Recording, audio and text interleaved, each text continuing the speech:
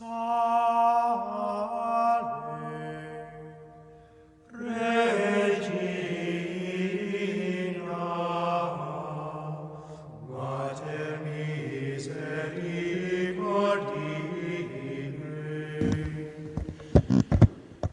one of our first accounts with Martha, she is upbraided for the Lord by allowing distractions to crawl into her activity, and so she was upbraided by the Lord, and it was pointed out to her that her sister Mary had chose the better part. That is, she had at that moment had her mind and heart on God.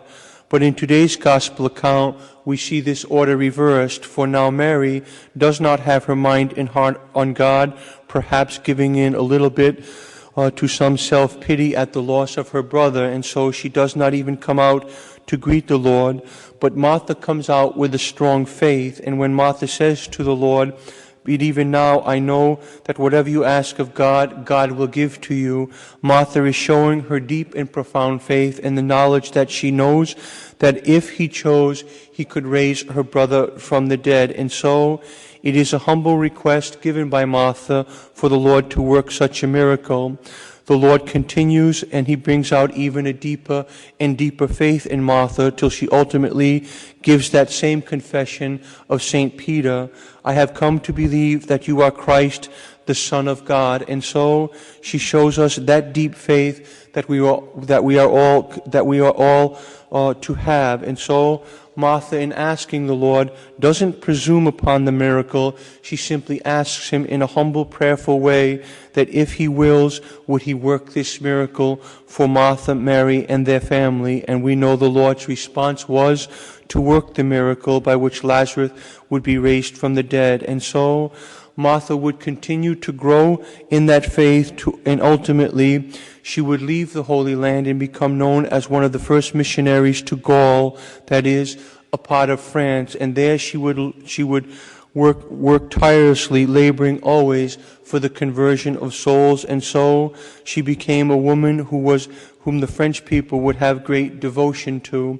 And so we too can learn from Martha to have that strong faith and to always trust in divine providence, always turning to the Lord for all our needs, through all our trials, and through all our tribulations. And perhaps we too can enter into that role of being great missionaries for Christ, bringing the Lord's presence or helping to usher in the Lord's presence both in our nation and throughout the whole world. And so let us strive always and everywhere to give ourselves entirely to God through his most blessed mother, as Martha most certainly did, and then let God work whatever he wishes to work through us, and so we may truly become instruments, as Martha was, for the spread of the gospel, and ultimately that is a most noble thing to work for, because the spread of the gospel is to bring mercy to poor sinners.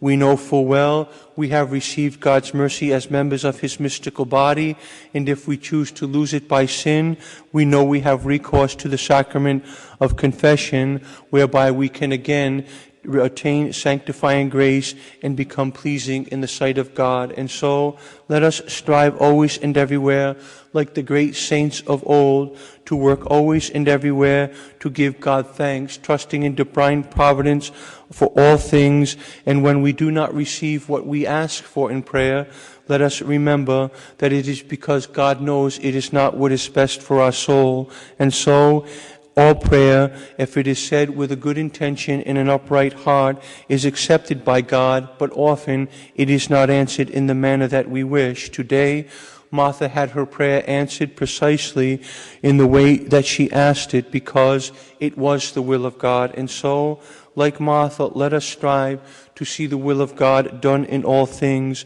most especially that acceptance of the Son of the Father throughout all lands and throughout all peoples, so that we can truly usher in an age of mercy, which is none other than mankind receiving the forgiveness of his sins, and then be given the grace of God to persevere in that conversion until the end of their life, and then ultimately to join St. Martha, St. Mary, all the saints of old, and all the saints that have blessed the Catholic Church throughout time and will continue to bless her until the end of time. Let us strive always and everywhere for that is, to attain our final home, that home for which God came, offered his life on Mount Calvary, that we may acquire that home as we work out our salvation in this life, striving always and everywhere to keep our eyes on the life to come, where we will truly enjoy the presence of God